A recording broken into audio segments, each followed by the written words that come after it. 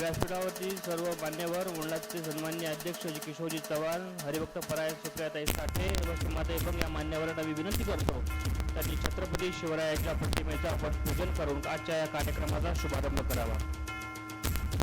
सामाजिक उत्सव प्रमुख शिवराजी बलकोडे, विजयराव चौधरी, मंगेशजी शिंदे, रवींद्रजी भन्साळी छत्रपती शिवरायांच्या प्रतिमेचं पूजन करून आपण आजच्या कार्यक्रमाचा शुभारंभ करत आहोत. छत्रपती शिवाजी महाराज की, छत्रपती संभाजी महाराज की, भारत माता की, वंदे प्रभु सियावर रामचंद्र की. हरिभक्त परायण सुप्रियाताई साठे, सौ सीमाताई बंग या मान्यवरांच्या हस्ते छत्रपती शिवरायांच्या प्रतिमेचं पूजन होत आहे. आपण सर्वांनी जोरदार टाळ्या वाजवत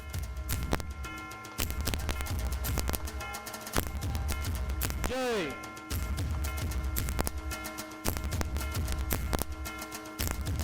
मान्य नामदार मुरलीधरजी मोहोळ त्यांच्या कामाचा व्याप खूप असल्यामुळे त्या ठिकाणी थोडं उशिरा पोहोचतील. त्यांनी तशी आपणास सूचना केलेली आहे, कळवलेलं आहे.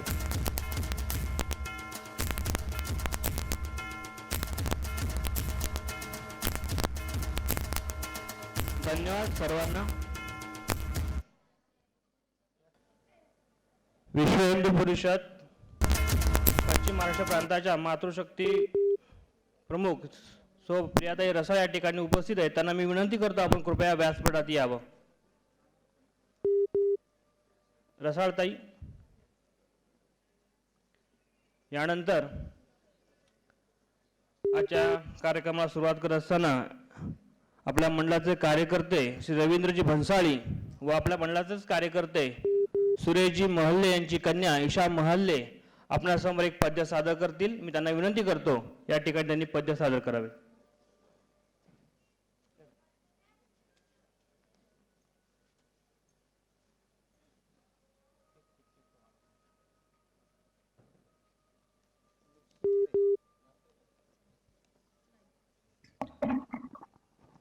हॅलो.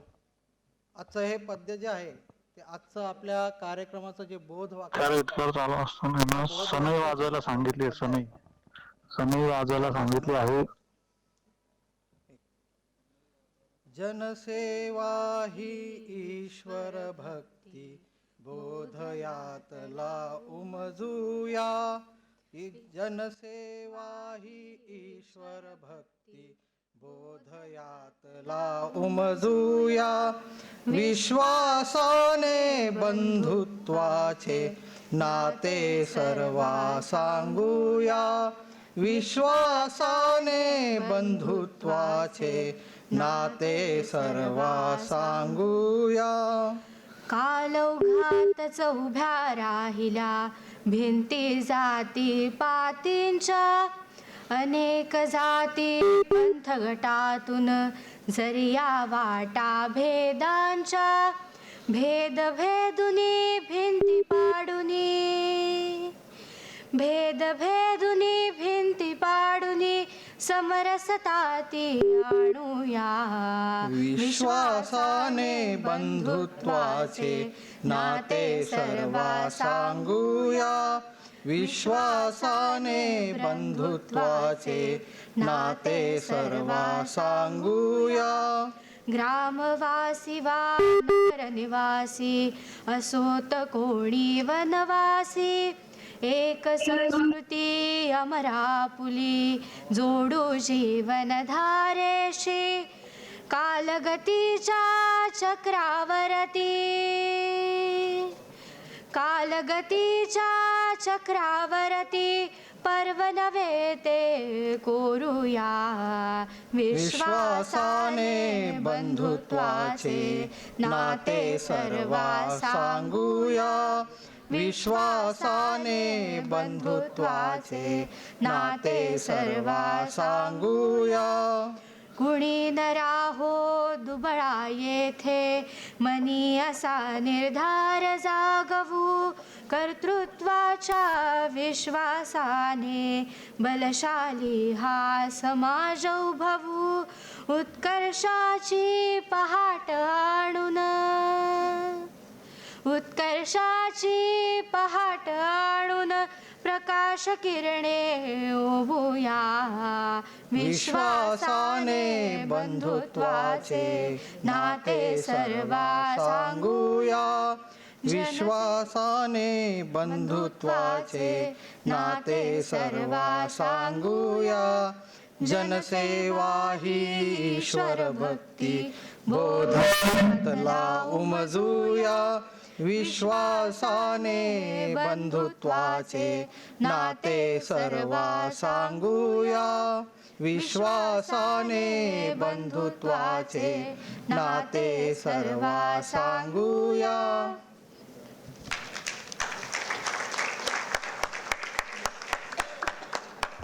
धन्यवाद.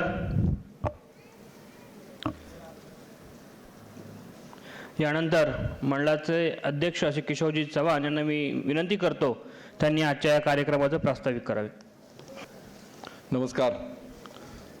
छत्रपती शिवाजी महाराज की सियावर रामचंद्र की जय श्रीराम. आजच्या या प्रभात मित्र मंडळ आणि प्रभात जनता प्रतिष्ठान आयोजित एक आगळा वेगळा भाऊबीज उपक्रम, तोच आपुलकीची भाऊबीज, ह्या कार्यक्रमाला उपस्थित आपल्या कार्यक्रमाच्या प्रमुख पाहुणे वक्त्या हबप सुप्रियाताई साठे ठाकूर, त्याचबरोबर माहेश्वरी समाजाचे प्रगती मंडळ आहे ते पुणे जिल्ह्याच्या त्या महिला समितीच्या माननीय अध्यक्ष सौ सीमाताई बंग, आपल्या कार्यक्रमाचे अजून पाहुणे केंद्रीय मंत्री माननीय आमदार मुरलीजी मोहोळ, त्यांनी 2 दिवसापूर्वीच कळवलं होतं की त्यांना थोडा उशीर होणार आहे. निवडणुकीच्या गडबडीमध्ये अनेक बैठकांचं आयोजन केलेलं आहे, त्यामुळे त्यांना उशीर होणार आहे, त्यांनी 2 दिवसापूर्वीच कळवलेलं होतं आपल्याला. आजच्या कार्यक्रमाचे प्रमुख पाहुणे परत त्याचबरोबर आज रंगमंचावर सगळे सभागृहात सगळे उपस्थित राजकीय सामाजिक आणि विविध संस्थांचे सर्व प्रमुख पदाधिकारी आणि ज्यांच्यासाठी हा आपण कार्यक्रमाचा घाट घातलाय अशा आमच्या सर्व भगिनी, हा कार्यक्रम मंडळातर्फे मला असं वाटतं की 13 वर्ष हा कार्यक्रमाचा आहे. या 13 वर्षाच्या कार्यक्रमामध्ये भाऊबीज ही कदाचित लोकांना असं वाटतं की दिवाळी अजून यायची, दिवाळीला अजून 8-10 दिवस आहेत तरी अगोदर कशी भाऊबीज साजरी करतो, पण मला असं वाटतं की आपण जी भाऊबीज साजरी करतो त्यामध्ये कारण असं आहे की जी आपण जी ओवाळणी आमच्या भगिनींना आम्ही देतो त्या ओवाळणी किटमध्ये किंवा त्या संचामध्ये विविध वस्तू ज्या आहेत की त्या वस्तूंचा उपयोग त्यांना फराळ करण्यासाठी आणि दिवाळी साजरी करण्यासाठी होतो. आणि त्या प्रत्यक्ष जर भाऊबीज जर बघितलं आपण तर दिवाळीतला सगळ्यात शेवटचा सण हा मला वाटतं 4 सणांपैकी भाऊबीज हा शेवटचा सण असतो 4 दिवसामध्ये, त्यामुळे त्या दिवशी करणं उचित नाही. त्यामुळे ही कदाचित आम्ही सर्वांनी गेली 13 वर्ष हा उपक्रम हा दिवाळीच्या एक 8 दिवस अगोदर आम्ही साजरा करतो. आज मंचावर जर तुम्ही बघितलं तर आपल्या 3 ह्या सर्व राजमाता आहेत की ज्यांनी या समाजामध्ये खऱ्या अर्थाने सुधारणा घडवली, एक समाजाला दिशा दिली. पहिल्या आहेत ते राजमाता जिजाऊ आईसाहेब, खऱ्या अर्थाने स्वराज्य जननी, ज्यांनी स्वराज्याची बीजं रुजवली आणि आपल्याला छत्रपती शिवाजी महाराज एक रत्न आपल्या महाराष्ट्राला होतं, देशाला दिलं, अशी जननी. त्याचबरोबर पुण्यश्लोक अहिल्यादेवी होळकर, अहिल्यादेवी होळकरांचा जन्म 1725 साली झाला आणि यंदाचं वर्ष त्यांचं त्रिशताब्दी जन्म वर्ष अहिल्यादेवींचं आहे. अहिल्यादेवींनी पण समाजामध्ये अनेक सुधारणा केल्या, हे कुशल प्रशासक होत्या. एवढंच नव्हे तर आता जो आपण 7/12 जो म्हणतोय तर 7/12चे खरे जनक आहेत त्या अहिल्यादेवी होळकर आहेत. त्याचबरोबर अनेक मंदिरांचा जीर्णोद्धार, अनेक घाटांचं निर्माण, आणि आपल्याला आश्चर्य वाटेल की वाराणसीचं मंदिर सुद्धा आक्रमणामध्ये जे पडलं होतं त्या वाराणसी मंदिराचा पण, काशी विश्वेश्वराच्या मंदिराचा पण जीर्णोद्धार पुण्यश्लोक अहिल्यादेवी होळकरांनी केलेला आहे. त्याचबरोबर ज्या सभागृहात आपण बसलो त्या सभागृहाचं नाव आहे ज्ञानज्योती सावित्रीबाई फुले सभागृह. ह्याही आपल्या मोठ्या कवयित्री होत्या, समाज सुधारिका होत्या आणि खऱ्या अर्थाने महिलांच्या शाळेमध्ये महिला शिक्षिका ह्या देशातल्या पहिल्या होत्या. त्यांचे पती महात्मा ज्योतिबा फुले यांनी त्यांचं आयुष्य हे सर्व महिलांचा हक्क आणि शिक्षणीकरण यासाठी वाहून घेतलं. आणि आपल्याला माहिती आहे की सन 1848 मध्ये देशातील महिलांची पहिली शाळा जी उभी राहिली ती आपल्या पुण्यामध्ये उभी राहिली, तर भिडेवाड्यामध्ये उभी राहिली. आज तिथं भव्य स्मारक पण होतंय. अशा 3 स्मृतींना वंदन करतो. आराध्य देव छत्रपती शिवाजी महाराज. प्रभात मित्र मंडळ ही शिवजयंती उत्सवामुळं अधिक सर्वांमध्ये परिचित आहे. शिवजयंतीची भव्य दिव्य मिरवणूक गुरुवार पेठेमधली, गुरुवार पेठ, शुक्रवार पेठ, गंजपेठ या भागामधली किंवा पुण्याच्या पूर्व भागातील ही जी मिरवणूक नेत्रदीपक मिरवणूक असते, भव्य दिव्य असते, शिस्तबद्ध मिरवणूक असते, ऐतिहासिक मिरवणूक असते. मंडळाची सुरुवात ही 36-37 वर्षापूर्वी त्यावेळेस छत्रपती शिवरायांच्या मिरवणुकीची सुरुवात झाली आणि त्यानंतर अनेक उपक्रम राबवत गेलो. त्यामध्ये प्रामुख्याने सीमेवर लढणाऱ्या सैनिकांचं जे बलिदान आहे ते बलिदान सर्व समाजापर्यंत यावं, त्यासाठी बलिदान झालेल्या सैनिकांच्या कुटुंबांचा एक सन्मान करणं आणि खऱ्या अर्थाने समाजाला त्याची माहिती व्हावी, हा त्यामध्ये प्रमुख उद्देश आहे. ह्याचबरोबर शाळा जेव्हा आपल्या सुरू होतात तर ज्या घरात नवीन दप्तर आपण घेऊ शकत नाही असं कुटुंब, अशा कुटुंबांना दप्तर आणि शालेय साहित्य दिलं जातं. आणि आता भाऊबीजेचा उपक्रम, हे प्रमुख उपक्रम आहेत. पण वर्षभर विविध छोटे मोठे उपक्रम मंडळ आणि प्रतिष्ठानच्या मार्फते चालू असतात. दिवाळी येते, आज प्रत्येकाला आपल्या हबब साठेताईंना पण उशिरा ट्रॅफिकमुळे झाला, तो दिवाळीमुळे झालेला आहे कदाचित. आणि दिवाळीमुळे सगळीकडे रहदारी तर सगळीकडं तुडुंब भरलेली आहे, गर्दी आहे सगळीकडं, खरेदीचे दिवस आहेत लोकांचे. दिवाळी हा सण आपल्या हिंदू धर्मातील सर्वोच्च सण, की किती गरीब माणूस असला तरी तो ऋण काढून सण साजरा करतो, कारण का दिवाळीचा हा मोठा सण आहे. सणांचा राजा जर दिवाळी म्हटलं तर त्यात काय वावगं ठरणार नाही. मग अशा दिवाळीत आपण सर्वजण दिवाळी साजरी करतो, एकत्र येऊन दिवाळी साजरी करतो, घरातून दिवाळी साजरी करतो. आणि कधी कधी आपल्या असे लक्षात येतं की मी माझ्या घरात जर दिवाळी साजरा करत असेल तर माझ्या कदाचित समोरच्या घरामध्ये दिवाळी ही माझ्यासारखी साजरी होत नाही. दिवाळीचा दिवा जो आहे हा कदाचित मी जिथं जास्त प्रकाशित करतोय समोरच्या घरात प्रकाशित होत नाही. त्यामुळे दिवाळीतला जो अंधकार आहे तो नाहीसा करण्यासाठी आणि प्रत्येक घरात पंथी उजळली पाहिजे दिवाळीची आणि प्रत्येक घरात आनंद असला पाहिजे, हर्ष असला पाहिजे, यासाठी या मंडळांनी किंवा प्रतिष्ठाननी हा आपुलकीची भाऊबीज हा घाट घातला आहे. ह्यामध्ये कुठलाही आम्ही जो संच देतो आम्ही मदत भेट नाही तर आमची ती ओवाळणी आहे भगिनींना, असं आम्ही समजतो. ह्यामधलं जे सर्व साहित्य आहे, हे सर्व जे साहित्य गेल्या 2-2.5 महिने कार्यकर्ते या साहित्यासाठी राबवत असतात. समाजामधले अनेक दानशूर मंडळी आहेत, ते वस्तू स्वरूपात किंवा आर्थिक स्वरूपात मदत करतात.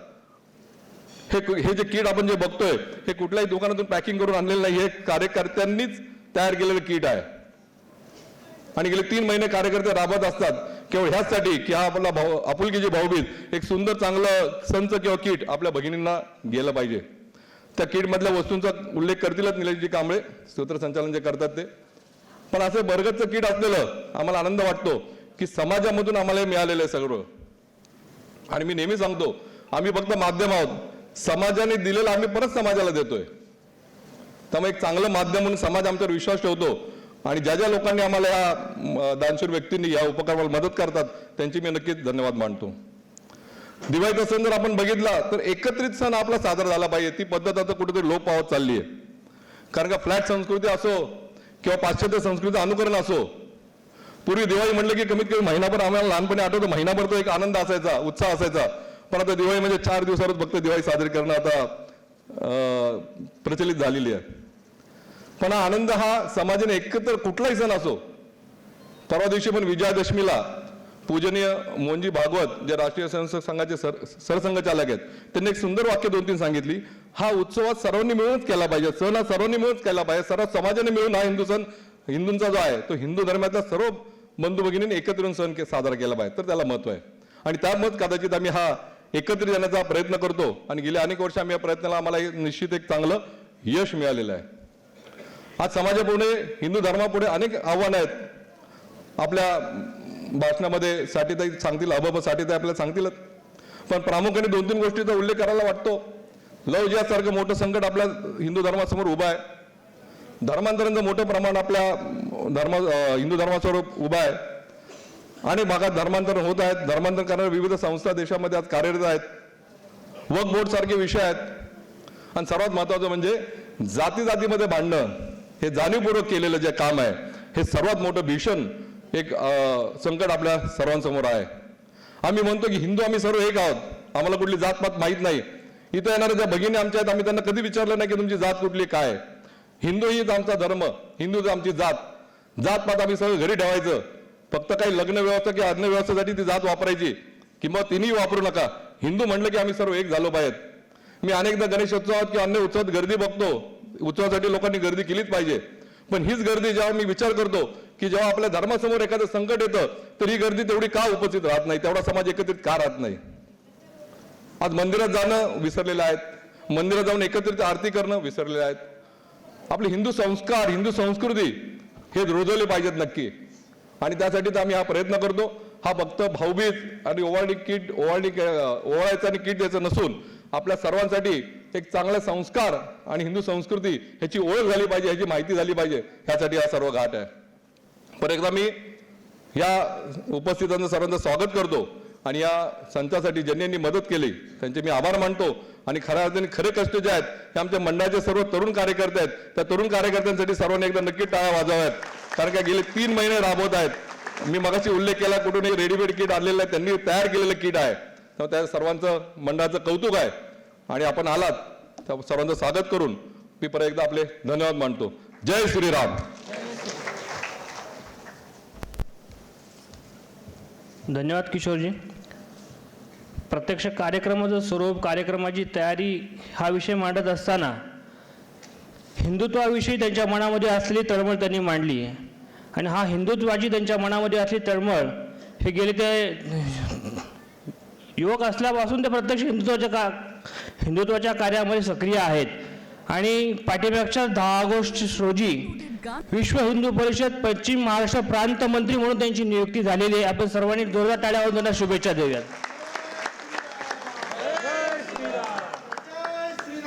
जय श्रीराम.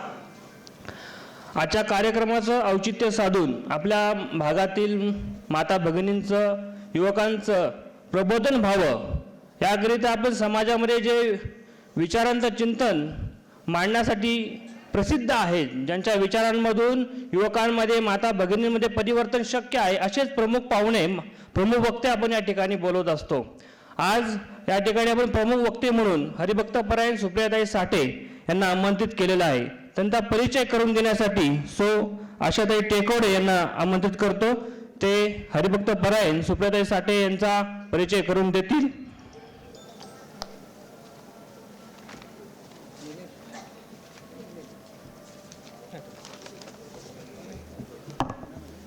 नमस्कार. आपुलकीची भाऊबीज या कार्यक्रमासाठी ज्या प्रमुख वक्त्या आपल्याला लाभलेल्या आहेत, मी त्यांचा थोडक्यात परिचय करून देते. त्यांचं नाव हरिभक्तपरायण सुप्रियाताई साठे ठाकूर आहे. त्या राहायला चाकणला आहेत. त्यांचं माहेर चिंचवड आहे. वयाच्या 8व्या वर्षापासून त्या कीर्तनाची सेवा करतायत. त्यांची कीर्तनातली 4थी पिढी आहे. आत्तापर्यंत त्यांची 5000 कीर्तने व प्रवचने याची नोंद पत्रिकेसह आहे. वयाच्या 18व्या वर्षी त्यांनी संत तुकाराम महाराजांच्या पालखी सोहळ्यात स्वतंत्र महिलांच्या दिंडीची स्थापना केली. दरवर्षी 500हून अधिक महिलांचा त्यांच्या दिंडीमध्ये सहभाग असतो. महाराष्ट्र, गुजरात, तेलंगणा, गोवा, मध्य प्रदेश, उत्तर प्रदेश, राजस्थान, कर्नाटक या राज्यांमध्ये कीर्तनाची सेवा करण्याचे सौभाग्य ताईंना लाभले आहे. विश्व हिंदू परिषद पश्चिम महाराष्ट्र प्रांत धर्माचार्यासह संपर्क प्रमुख या पदाची जबाबदारी सध्या ताईंकडे आहे. धन्यवाद.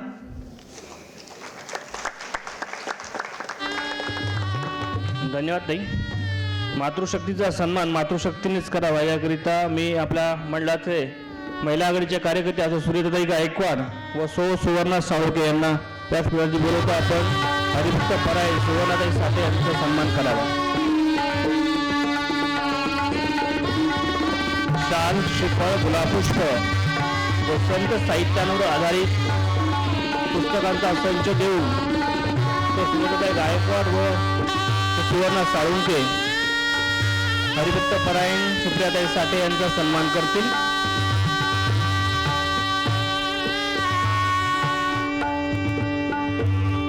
भारत माता की वंदे.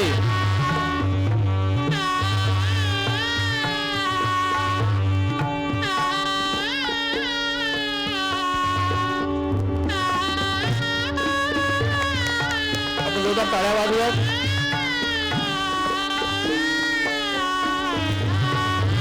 संत साहित्यावर आधारित पुस्तकांचा संच देऊन हरिभक्तपरायण सुप्रियाताई साठे यांचा आपण सन्मान या ठिकाणी करत आहोत.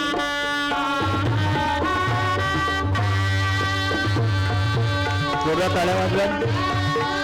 धन्यवाद. जय जय. धन्यवाद.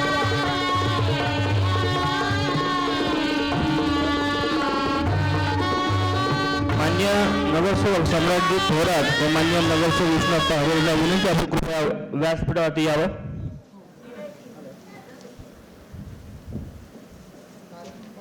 सभागृहामध्ये अनेक समाजामध्ये विविध क्षेत्रामध्ये कार्य करणारे व्यक्ती व संस्थांचे पदाधिकारी या ठिकाणी उपस्थित आहेत. त्यांचाही मी या मंडळाच्या वतीने सहर्ष स्वागत करतो. पैलवान भरत चौधरी, पैलवान वांजळे यांचंही मंडळाच्या वतीने सहर्ष स्वागत. मुकेश पायगुडे सर यांचंही मंडळाच्या वतीने सहर्ष स्वागत. विश्व हिंदू परिषद पर्वती भागाचे मंत्री श्री नाना क्षीरसागर श्री पोकळे यांचंही मंडळाच्या वतीने सहर्ष स्वागत. विश्व हिंदू परिषद कसबा भागाचे विजयराव कांबळे श्री अनिकेतजी देशमुख दत्ता बडदे यांचंही विश्व हिंदू परिषद वतीने सहर्ष स्वागत. यानंतर आपल्या आजच्या कार्यक्रमासाठी महिला शक्तीचं प्रतीक म्हणून उपस्थित असलेल्या मान्य सो सीमाताई बंग यांचा परिचय करून देण्यासाठी श्री रवींद्रजी भन्साळी यांना मी आमंत्रित करतो.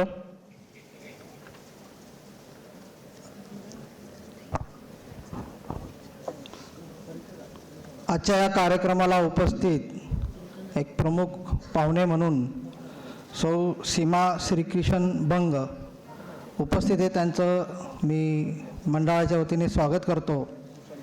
त्यांचा परिचय तसा बघायला गेला तर खूप मोठा आहे, परंतु त्यातले काही ठराविक त्यांचे मुद्दे आहेत, त्यांनी काम केलेले ते मी तुमच्यासमोर मांडतो. अतिशय एक वेगळं ऑलराऊंडर व्यक्तिमत्व असलेल्या अशा या सीमाताई आहेत. त्यांचं शिक्षण SP कॉलेजमध्ये BCom झालं. त्यांच्याकडं आयुर्वेद योग अशी ही पदवी आहे. पुणे जिल्हा माहेश्वरी प्रगती मंडळ महिला समिती याच्या त्या अध्यक्ष आहेत. महाराष्ट्र सरकारच्या विशेष कार्यकारी अधिकारी होत्या. आपल्या इथं जवळच महर्षी कर्वे शिक्षण संस्था आहे, तिथे अनेक वर्ष त्यांनी आपण जे बॅग्स बनवतो वेगवेगळ्या पद्धतीच्या त्याचं प्रशिक्षण शिक्षक म्हणून त्यांनी 10 ते 12 वर्ष काम केले. NCCच्या भारतीय सेनाच्या त्या कॅडेट होत्या. सगळ्यात महत्त्वाचं म्हणजे भारतीय कबड्डी संघाच्या त्या कप्तानसुद्धा होत्या.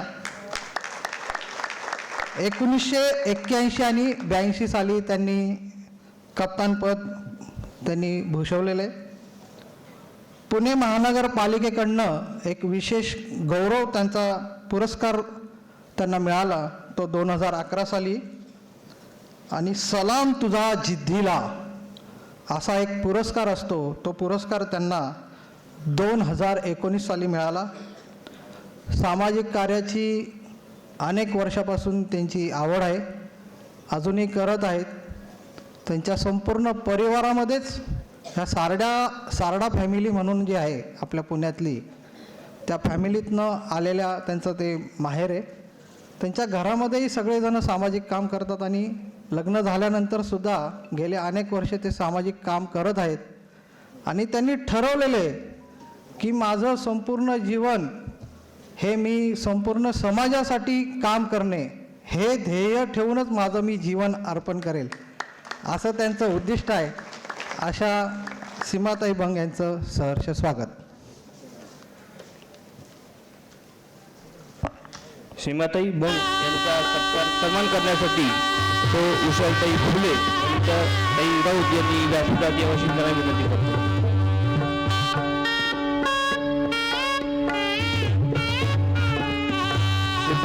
शाल व इन्फोसिस फाउंडेशनच्या मूर्ती यांनी लिखित केलेली पुस्तकांचा संच देऊन माननीय सो सीमाताई बंग यांचा सन्मान सो उषाली फुले व सो नीराताई राऊत या करतील. भारत माता की. आपण जोरदार टाळ्या वाजवूयात. महिला शक्तीचं प्रतीक म्हणून आज त्या ठिकाणी उपस्थित आहेत. महिलांना ताकदीचं जीवनही जगता येतं याचा आदर्श त्यांनी टाकून दिलेला आहे. आपण जोरदार टाळ्या वाजवूयात.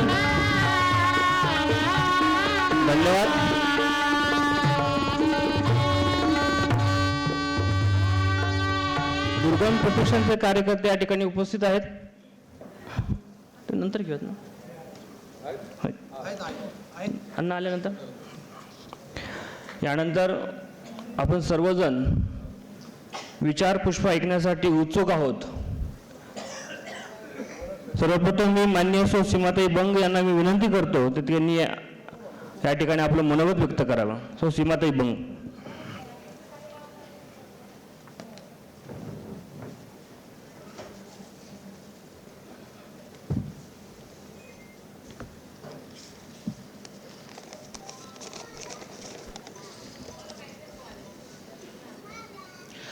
छत्रपती शिवाजी महाराजांना अभिवादन वंदन करून मी 2 शब्द बोलणार आहे. नमस्कार सगळ्यांना. मी सीमा बंग. माझा परिचय आत्ता करूनच दिलेला आहे. सर्वांना दिवाळीच्या खूप खूप मंगलमय शुभेच्छा.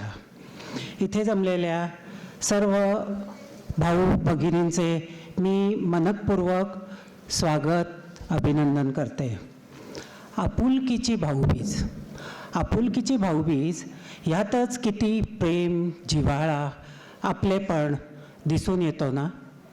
आज प्रभात प्रतिष्ठान गत 13 वर्षापासून हा कार्यक्रम राबवत आहे. खूपच सुंदर कार्यक्रम आहे. सर्व कार्यकर्त्यांचे मी मनापासून अभिनंदन करते. एक विशिष्ट वर्गातील सर्व लोकांची दिवाळी गोड व्हावी, त्यांच्या जीवनात प्रकाश यावा, प्रकाशाची ज्योत दिसावी आणि अंधकारातून त्यांनी एक उजेडाचा किरण बघावा, ह्या हेतूने आजचा हा कार्यक्रम घेत आहे. रवींद्रभाऊ भन्साळी सतत ह्या कार्यक्रमासाठी प्रयत्नशील असतात. उत्कृष्ट कार्य गेली कित्येक वर्ष ते करत आहेत. ते तर करतच आहेत, पण त्यांच्या मातोश्री, मला एक्झॅक्टली त्यांचं वय माहिती नाही, पण नक्कीच 70 पार केलेले असतील असं मला वाटतं. त्यासुद्धा अगदी मनापासून इतकं जीवन त्यांनी समर्पित केलेलं आहे आपल्या या समाजासाठी. त्यांचं पण मी खूप खूप अभिनंदन करते. प्रभात जनसेवा प्रतिष्ठान व इतर सर्व कार्यकर्ते, अध्यक्ष किशोरजी चव्हाण, उदयजी वाडेकर, विजयभाऊ चौधरी, शिवराज बलकवडे आणि सर्व तुमच्या कार्यकर्त्याला खरोखर सलाम करावा असं हे तुमचं कार्य आहे. तुम्हाला देव उदंड आयुष्य देवो अशीच मी देवापाशी विनंती करते. आज आपल्याबरोबर सुप्रियाताई साठे या आपल्याला लाभलेल्या आहेत.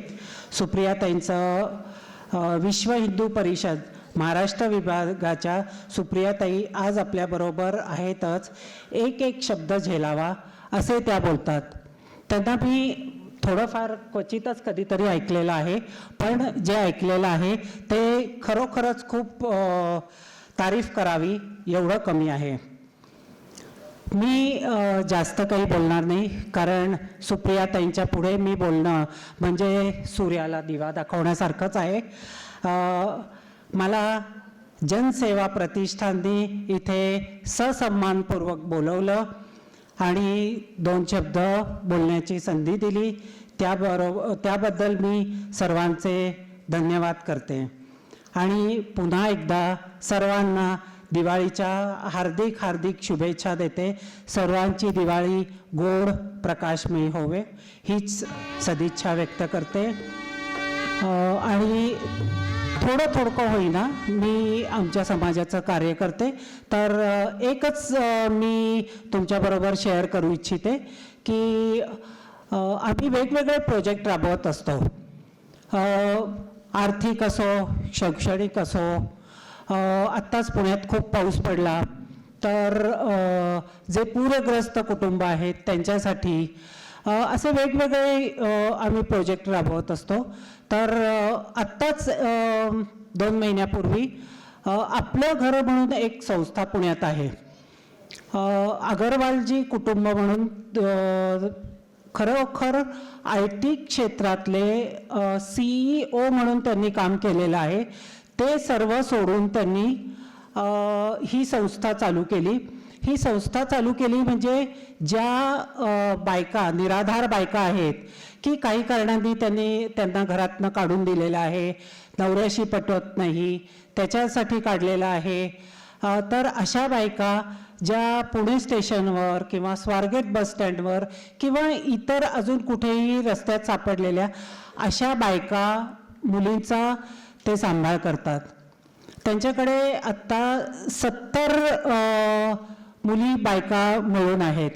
तर मी तिथे ती संस्था बघायला गेल्यावर मला एकदम असं वाटलं की त्या बायकांना इतकं की त्या संस्थेच्या चौकटीतच जशा काही त्या आहेत त्यांना भरपूर तिथे मनोरंजनाचे खेळ म्हणा, काही उपक्रम, त्यांचा वेळ जावा म्हणून कोणाला काही स्वेटर विणता येत असेल, कोणाला काही पेंटिंग करता येत असेल, सर्व त्यांनी मुभा दिलेली आहे. पण त्यांना असं कुठे बाहेर जाता वगैरे येत नाही. त्याच्यामुळे मग माझ्या डोक्यात थोडंसं आलं की या बायकांना आपण कुठेतरी बाहेर काढूयात म्हणून. मग मी त्यांच्यासाठी एक ट्रिपचं आयोजन केलं. माऊली रिसॉर्टमध्ये आम्ही त्यांना घेऊन गेलो. ने आण करण्याची सोय बसची केली त्यांची. तिथे आल्यावर त्यांचे चहा नाश्ता असेल, मनोरंजनाचे कार्यक्रम असतील, त्यांच्यासाठी विविध खेळाचे आयोजन केलेले, जेवणाचे आयोजन केले. त्या जाताना म्हणजे त्यांचं खरोखर त्यांच्या चेहऱ्यावरचं हसू म्हणजेच मला अगदी माझ्या कार्यक्रमाची पावती मिळाली असं मला वाटलं. तर खरोखर असे समाजात कार्य करणारे कुटुंबसुद्धा आपल्याकडे दिसतात. हिंदू समाज, किशोरजींनी आत्ता सांगितलंच की हिंदू समाज खरोखर आपल्याला या हिंदुत्वाविषयी किती आपुलकी प्रेम आहे हे ह्या आजच्या कार्यक्रमातनं आपल्याला सर्वांनाच दिसतं. पुन्हा एकदा मी जनप्रतिष्ठानचे खूप खूप मनापासून धन्यवाद करते मला इथे बोलवल्याबद्दल, 2 शब्द सांगण्याबद्दल, आणि सगळ्यांची दिवाळी गोड हो हीच सदिच्छा. धन्यवाद.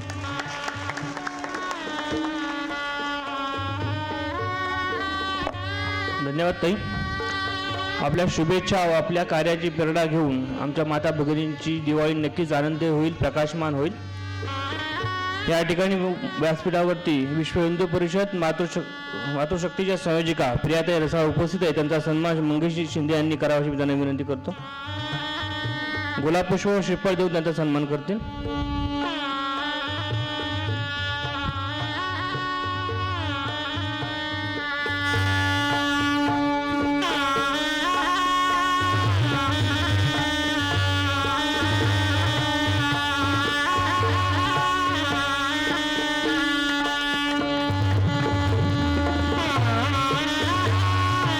भारत माता की. मान्य नगरसेवक सम्राटजी थोरात यांचाही सन्मान शिवराज बलकोडे यांनी करावा अशी त्यांना विनंती करतो.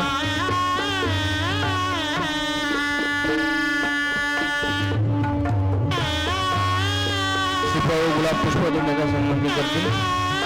भारत माता की. ज्यांच्या कार्यकाळाला सभागृहाची उभारणी झाली ते या भागाचे नगरसेवक श्री विष्णुप्पा हरिहर यांचाही सन्मान विजयराव चौधरी यांनी करावा अशी त्यांना विनंती करतो.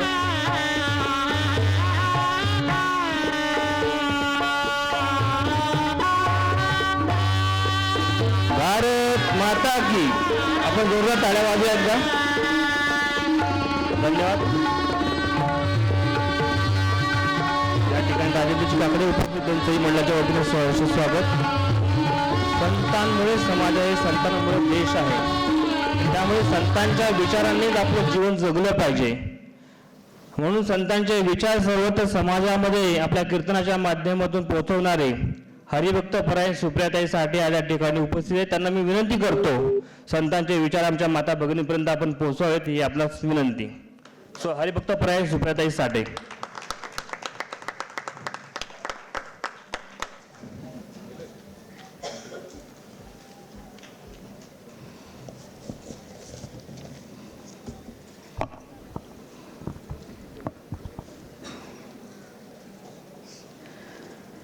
या देवी सर्वभूतेषु बुद्धिरूपेण शक्तिरूपेण मातृरूपेण चैतन्यरूपेण ऊर्जारूपेण संस्थिता नमस्तस्यै नमस्तस्यै नमस्तस्यै नमो नमः.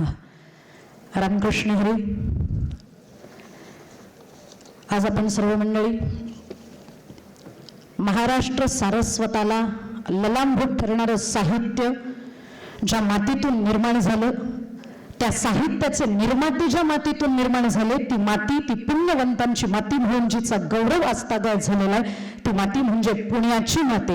आणि या छत्रपतींच्या, ज्ञानोबरायांच्या, तुकोबरायांच्या पदस्पर्शानं पुनीत झालेल्या मातेमध्ये आज आपण सर्व मंडळी त्यांनी घालून दिलेला विचार समाजापर्यंत पोहोचवण्याच्या सद्भावनेला आणि सदहेतून या ठिकाणी उपस्थित आहोत.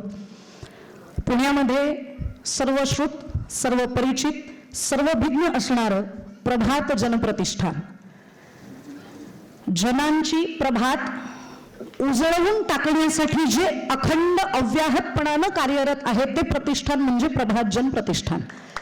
आणि असं म्हणण्याचं कारण, या प्रतिष्ठाननं आतापर्यंत 12 ते 13 वर्ष आपुलकीची भाऊबीज साजरी केलेली आहे. या प्रतिष्ठानचे अध्यक्ष आदरणीय किशोरजी चव्हाण. किशोर भाऊ, मला मगाशी तुम्ही बोललात की दिवाळीची भाऊबीज म्हणजे शेवटचा दिवस, माहेरी जाण्याचा दिवस. मग त्या दिवशी हा कार्यक्रम साजरा न करता आम्ही अगोदर का करतो? कारण तुमची आपुलकीची भाऊबीज आहे आणि आपुलकी ही नंतर दाखवून फायदा नाही, ती अगोदर दाखवावी लागते.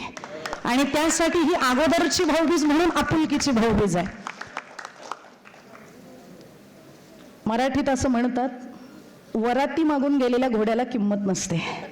त्याच्यामुळे दिवाळी साजरी झाल्यानंतर तुम्ही जर हे आम्हाला काही वस्तू देणार असाल तर कदाचित त्याची किंमत म्हणावी इतकी समाजाला कळणार नाही. पण जेव्हा गरजेचं होतं त्यावेळेला जे सापडत नाही ते किटमध्ये सापडणार आहे. त्याच्यामुळे उघडून बघा बरं काय काय आहे. 1-2 नाही, 22 गोष्टी आहेत. त्याच्यामुळे त्या तुम्ही देण्याचं काम करतायत.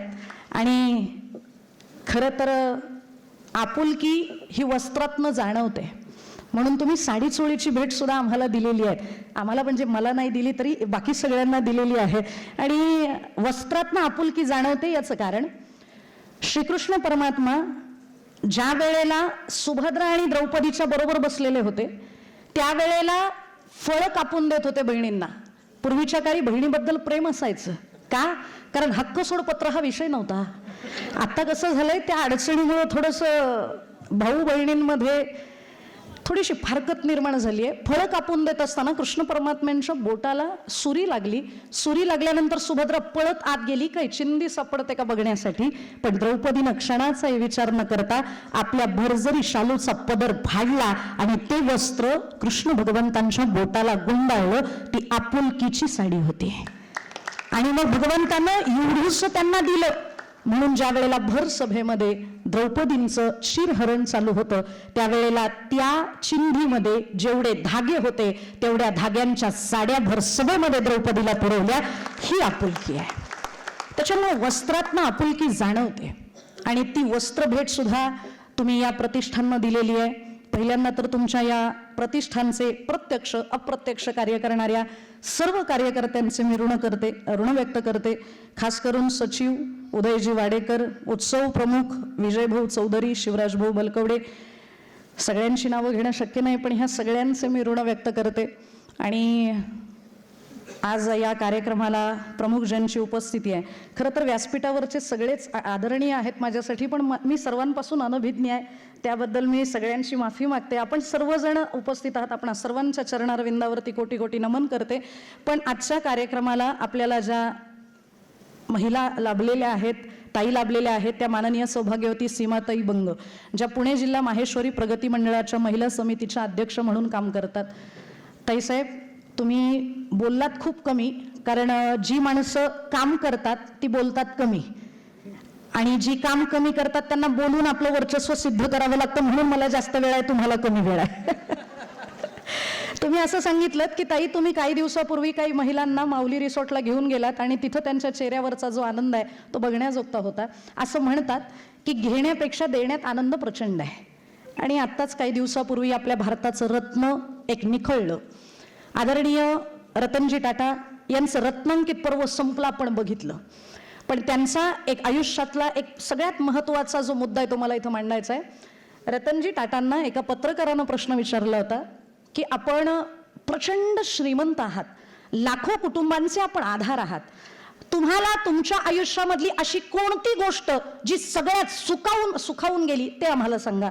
त्यावेळेला पत्रकाराला अपेक्षा होती की मी ज्या वेळेला टाटा समूहाचा चेअरपर्सन झालो त्यावेळेला कदाचित त्यांना आनंद झाला असेल, पण त्यांचं उत्तर ऐकून सगळेजण भारावून गेले.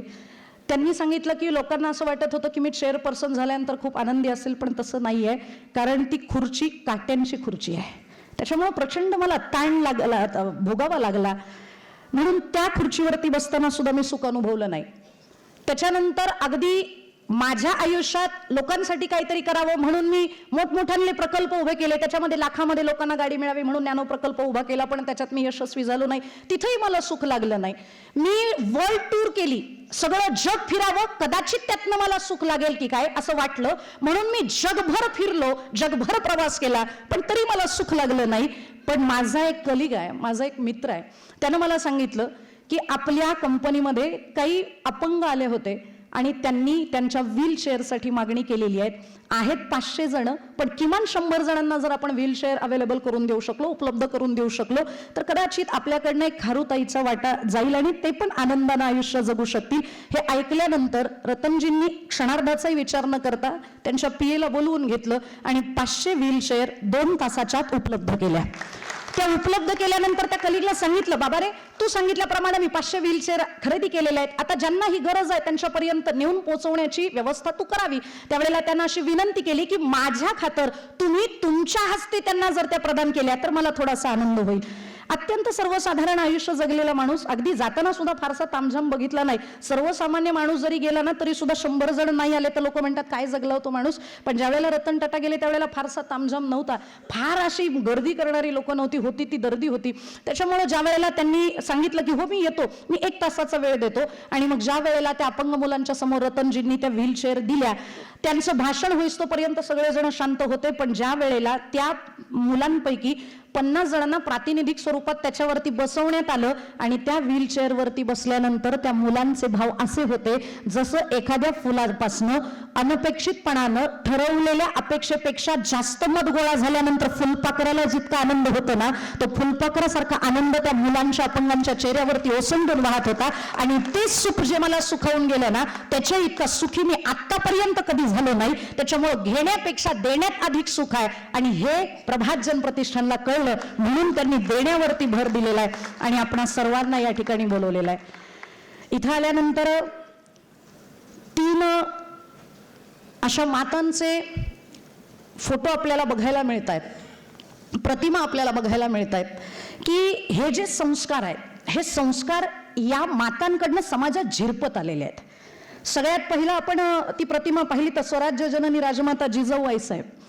जिजाऊ आईसाहेबांनी फक्त छत्रपतींना घडवलं नाही, पण ते घडवण्यासाठी सगळ्यात मोठा त्याग काय केला याचा आतापर्यंत आपण कधी विचार केलाय का? सिंदखेड राजाची जाधवांची कन्या वेरूळच्या भोसल्यांशी लग्न करून येते, पण वेरूळचे भोसले इतके तडफदार, रक्त इतकं गरमाईचं की सर्वसामान्य आयुष्य जगणं त्यांना मान्यच नाही, आणि म्हणून मग कुठंतरी आपला पराक्रम दाखवायचा आहे म्हणून कधी आदिलशाही कधी निजामशाहीमध्ये शहाजीराजे आपली तळपती तलवार दाखवत होते. मनामध्ये इच्छा खूप होती की सर्वजण एकत्र झाले पाहिजेत. अखंड भारत जो माझ्या पूर्वजांनी माझ्या हातात सोपवला होता तो मला अखंड ठेवता आला नाही याची कुठंतरी सल अंतकरणामध्ये होती, म्हणून कुठंतरी आदिलशाही जावं, निजामशाही जावं, तिथं अखंड भारतासाठी प्रयत्न करणाऱ्या सरदारांची वज्रमुठ बांधता येते का, एकत्रीकरण करता येते का याचा विचार करावा. याच्यासाठी सबंध आयुष्य फिरतीवरती राहिले, पण त्यांनी जो काही प्रयत्न केला तो प्रयत्न काही यशस्वी झाला नाही. पण आपल्या नवऱ्याची तळमळ कायमस्वरूपी बघणारी होती त्यांची पत्नी, त्या म्हणजे राजमाता जिजाऊ माँसाहेब. ज्या वेळेला त्यांना दिवस गेले असं कळलं त्यावेळेला म्हैसूर मुक्कामी शहाजीराजे होते, आणि संध्याकाळच्या वेळेला 2 जण बसलेले असताना दोघांच्या चर्चा आहेत. एक महान माँसाहेब आणि एक पराक्रमी योद्धा यांच्यामध्ये संध्याकाळच्या चर्चा आहेत. चर्चा कशा असाव्यात तर या दोघांसारख्या असाव्यात. राजमाता जिजाऊ माँसाहेबांनी सांगितलं की मला तुमच्याबरोबर काही काळ राहता येणार नाही, मला थोडंसं माझ्या परीनं माझ्या इच्छा असणाऱ्या ठिकाणी जाऊन राहायचंय. मग विचारलं शहाजीराजांनी, तुला कुठं जायचंय, कुठं राहायचंय? तर त्यांनी सांगितलं की मी पुण्याला जो काही आपला परगणा तुम्हाला दिलेला आहे त्या पुण्याच्या परगण्यावरती मी जाऊ इच्छिते. मला तिथं जायचंय, मला तिथं राहायचंय. मला काही इकडं म्हैसूरला करमेन असं झालेलं आहे आणि त्यात मला दिवस गेलेले. शहाजीराजे म्हणतात, अगं या अवस्थेमध्ये काळजीची गरज असते. कोण सांभाळेल तुला? म्हणे तुम्ही आहातच ना काही अडचण आली तर. पण मला तुमच्या बरोबर आता काही काळ राहायचं नाहीये. माझ्या मुलावरती संस्कार मला अजून काही वेगळ्या पद्धतीचे करायचे. गर्भसंस्कार आत्ताच नाहीत, हे त्या काळापासून त्याच्याही अगोदर पासून आहेत. अगदी सगळ्यात पहिला गर्भसंस्कार जर कोणावर झाला असेल तर तो प्रल्हादजींवरती झाला होता. कारण ज्ञानोबराया हरिपाठात सांगतात, सत्वर उच्चार प्रल्हादी बिंबला. म्हणजे सगळ्यात पहिलं डोहाळ जेवण हे नारदजींनी कया धुस्स केलेलं आहे, पण आपल्याला आतापर्यंत माहिती नाही. मग त्यांच्यावरती मला काहीतरी वेगळे संस्कार करायचे आहेत. मला त्यांच्यावरती ज्ञानोबा तुकोबांचे संस्कार करायचे आहेत. ज्ञानोबा तुकोबांच्या संगतीत जायचं आहे. स्वामी रामदासांच्या बरोबर मला त्यांना जगवायचं आहे. आणि असं म्हणतात की बाळ जन्माला आल्यानंतर 5व्या वर्षानंतर 8व्या वर्षानंतर मोठं होत नसतं, तर ते आईच्या गर्भापासूनच शिकत असतं. आणि त्याच्यावरती योग्य संस्कार व्हावेत म्हणून मला जायचं आहे. मी कुणाची मुजरेगिरी करणार नाही. मी मुघलमानांसमोर वाकणार नाही. वाक्य नीट ऐका, मुघलमानांसमोर. आणि आत्ता पण आहेत ते. कडू वाटू शकतं कानांना, पण माझा स्वभावच तो आहे. काय करता? आणि जित्याची खोड मेल्याशिवाय जात नाही असं म्हणतात. त्याच्यामुळे त्या मुघलमानांसमोर काय हुजरेगिरी करायला मला जमणार नाही. मग मी तिकडं जाते. जा, पण तुला खरंच माझा संग नकोय? 2 महापुरुष, एक महापुरुष आणि एक महापुरुष योद्धा आणि एक महासाहेबांच्या दोघांमधली चर्चा आहे. मला तुमच्यापासून जायला आनंद होत नाही, पण माझा नाईलाज आहे. मग त्यांनी विचारलं, मला खरं कारण काय ते सांग. तुझ्या या सगळ्या बोलण्यातनं मला काही नेमका धागा सापडत नाही, तुला का जायचंय? त्यावेळेला मासाहेबांचं उत्तर असं होतं, भलं मोठं आंब्याचं जर झाड असेल ना, तर त्या झाडाखाली आंब्याची कोय पडते. ती कोय रुजते. ती रुजलेली जी कोय आहे, ते रुजलेलं जे बीज आहे ते फुलतं, फुटतं, मोठं होतं. पण त्याच्या मोठेपणाला मर्यादा असतात. ते विशिष्ट कालावधीपर्यंत जगतं, कालांतरानं ते मरतं. कारण पहिला मोठा आंबा दुसऱ्या मोठ्या आंब्याला मोठा होऊनच देत नाही. आणि त्याची इच्छा असेल तरी सुद्धा त्याच्या सावलीमुळे ते मोठं होत नाही. त्याच्यामुळे माझं बीज तुमच्या खाली खुरडून जावं, ते अगदीच बारीक राहावं, ही माझी इच्छा नाही. मला तुमच्यासारखाच वटवृक्ष तयार करायचा आहे, म्हणून मला तुम्हाला त्यागावं लागणार आहे. आणि एवढा मोठा त्याग करून त्या शिवनेरीवरती आल्या. आणि शिवनेरीवरती आल्यानंतर त्यांनी शिकवलं काय? महिलांचा मान कसा करावा हे छत्रपतींना पहिल्यांदा शिकवलं. काही जण म्हणतील, अहो तुम्ही ताई हे लव जिहाद वगैरे. मला बऱ्याच जणांचा असा आरोप आहे की काय हे थोडंसं सरकार बदली झालं की जिहाद लगेच सांगायला चालू करतात. लव जिहाद चालू होतो, लँड जिहाद चालू होतो, आता तर नवीन आलेला वोट जिहाद चालू होतो. हे अगोदर कुठं होतं? अगोदर पासून होतं. का?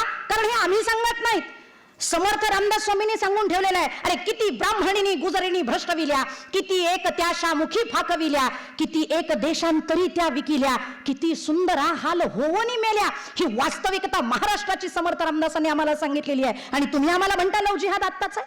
हा पुरातन कालापासून आमच्या महिलांवरती चालत आलेला आहे. कित्येक तरी पुण्यातल्या बाया बापड्यांना आवडेल ती महिला घोड्यावरती टाकावी, वाटेल तितके दिवस वापरावी आणि वापरून शेवटी ती एकानं नाही अनेकांनी वापरावी. आणि मन भरल्यानंतर सुद्धा तिला तिच्या लेकरापाशी आणू नये, तर तिला बाहेरच्या देशात नेऊन विकावी. हा ज्या वेळेला वाईट प्रकार मासाहेबांनी बघितला, त्यावेळेला मासाहेबांनी छत्रपतींना महाभारत शिकवलं.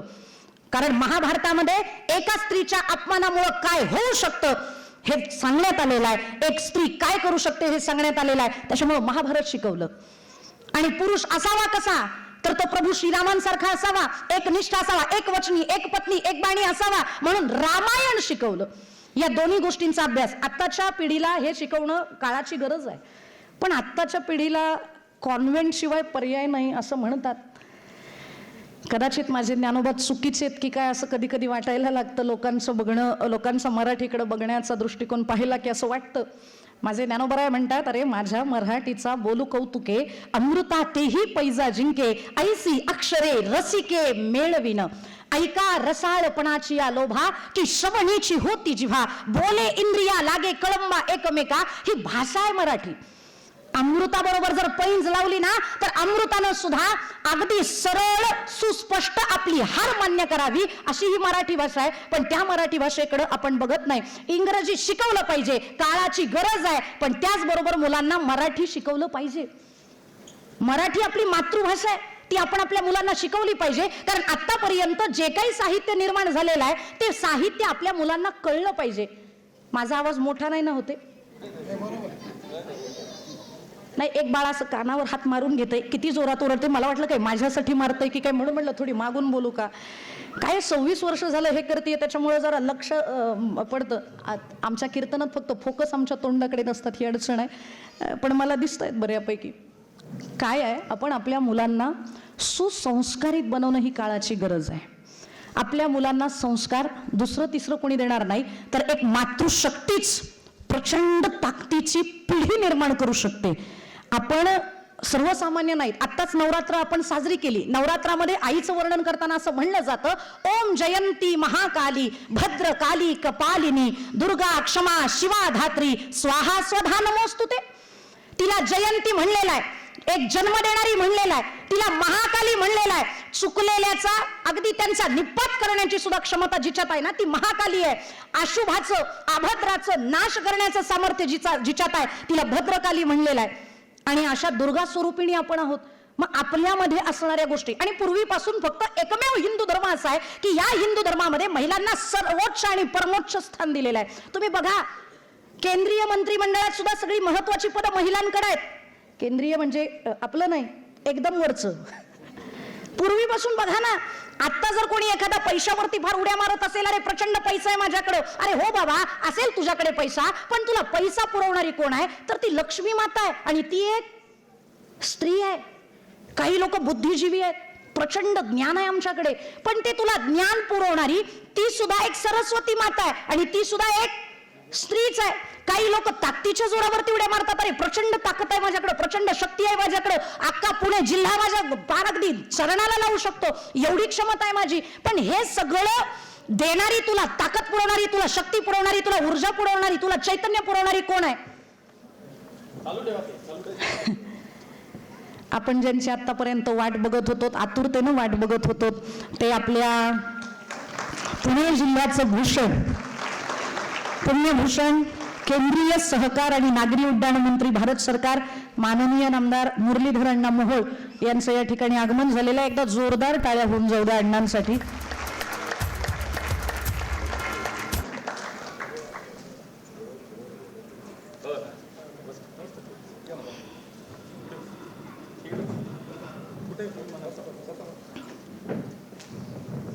अण्णा नाही नाही नाही नाही, काही अडचण नाही.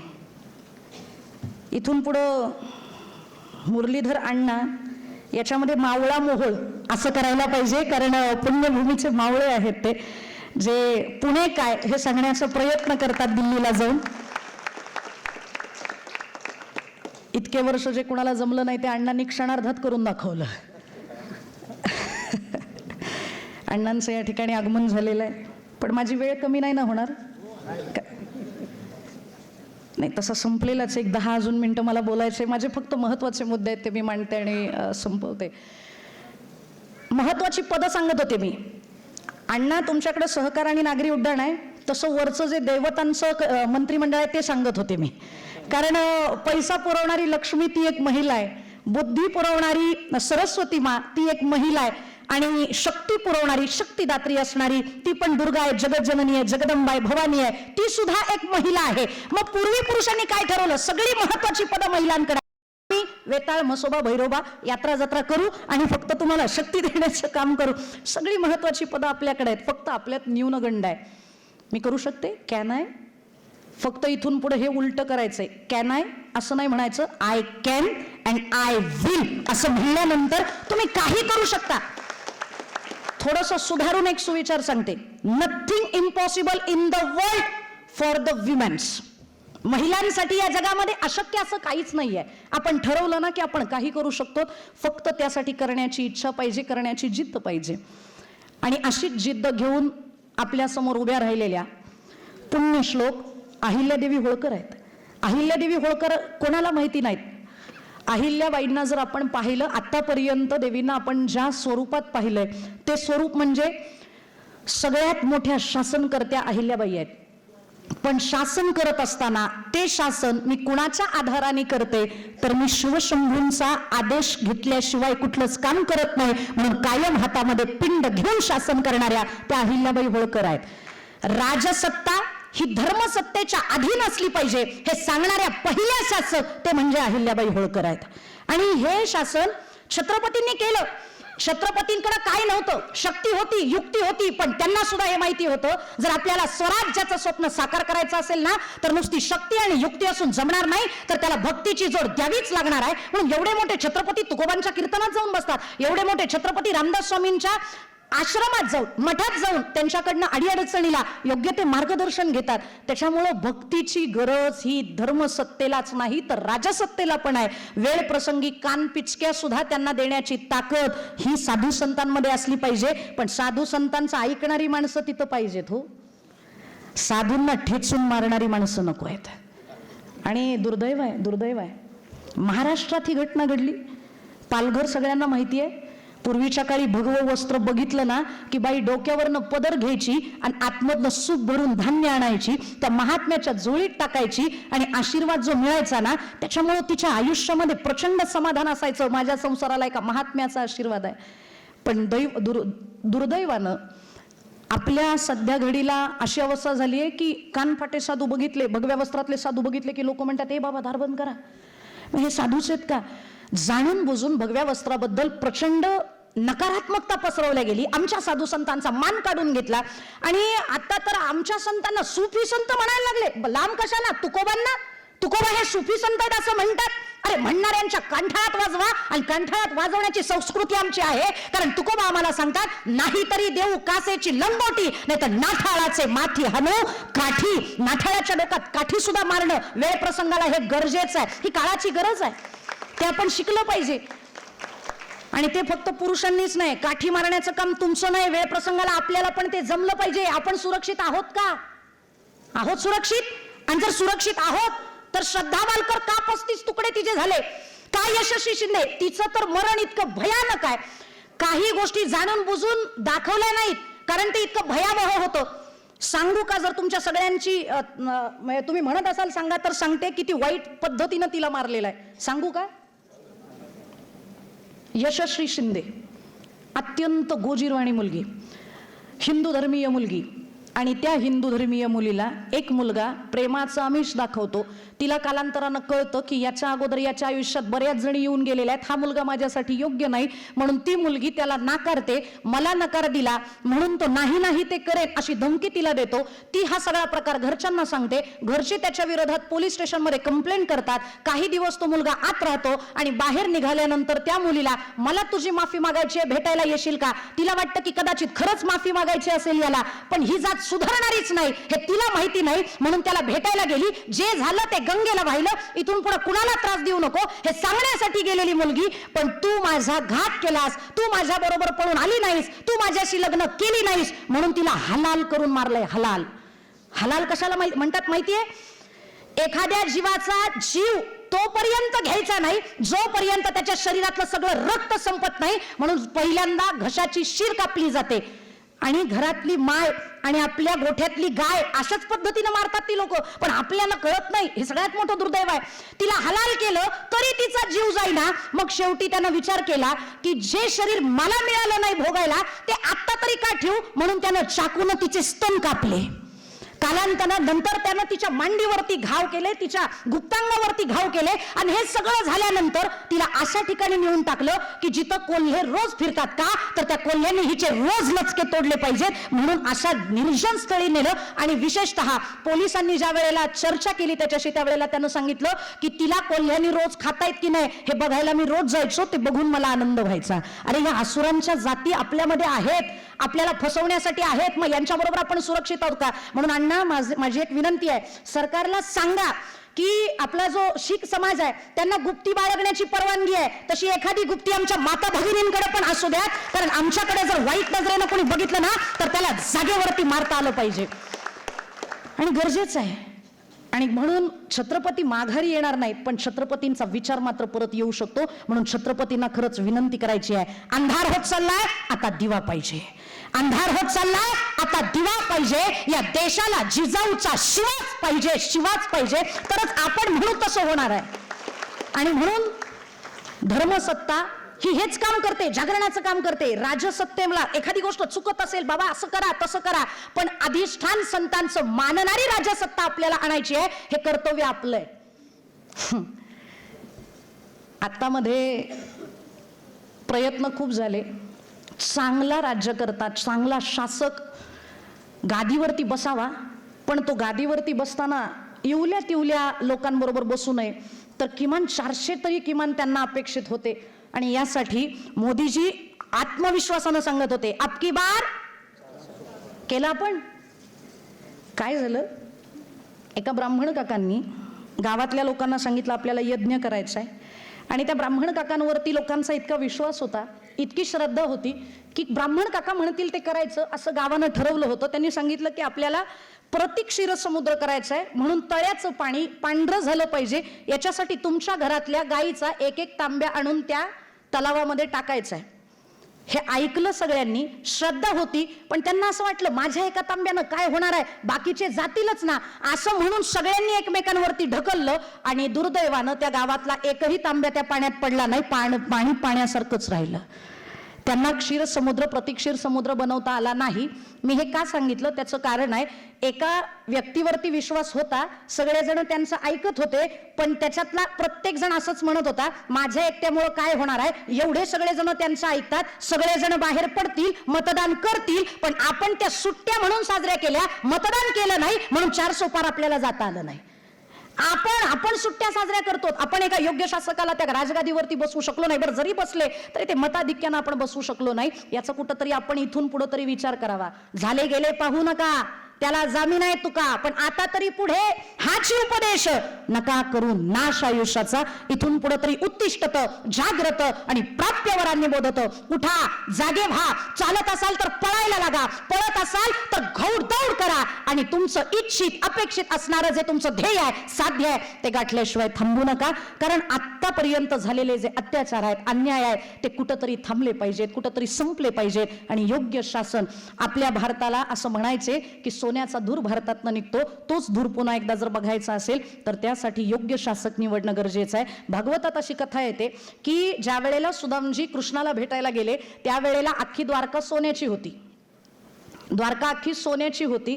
मग सुदामजींनी विचारलं ही अख्खी द्वारका सोन्याची कस काय? त्यावेळेला एका माणसानं उत्तर दिलं होतं, कारण या नगरीचा राजा कृष्ण आहे, या नगरीचा पुढारी कृष्ण आहे. पुढारी जर कृष्णासारखा असेल, निष्काम आणि निस्वार्थ असेल ना, तर सर्वसामान्यातला सर्वसामान्य माणूस सुद्धा सोन्याच्या घरात राहू शकतो. त्याच्यामुळं आपल्याकडं पैसा नाही, समृद्धी नाही असं नाही, फक्त इमानदारीनं काम करण्याची इच्छा असणाऱ्या पुढाऱ्यांची तर कमतरता नाही ना, याची काळजी घेतली पाहिजे. आणि जो इमाने इतबारे स्वतःच्या पिढ्यांसाठी नाही तर देशासाठी सर्वस्व अर्पण करणार आहे, अशा व्यक्तिमत्वाला राजगादीवरती बसवणं ही काळाची गरज आहे. मी नाही सांगणार कोणाला मतदान करा, ज्याला करायचं त्याला करा, फक्त व्यक्ती योग्य असला पाहिजे, याची काळजी आपण घेतली पाहिजे. कारण बरेचसे जिहाद आहेत. माझी एक मैत्रीण आहे, दुबईला शिफ्ट झाली, ती दुर्दैवानं ती पण मुघलमान आहे. ती कधी नाही ती आली. गेल्या वेळेला तिला विचारलं, अरे बापरे कसं काय आलीस तू?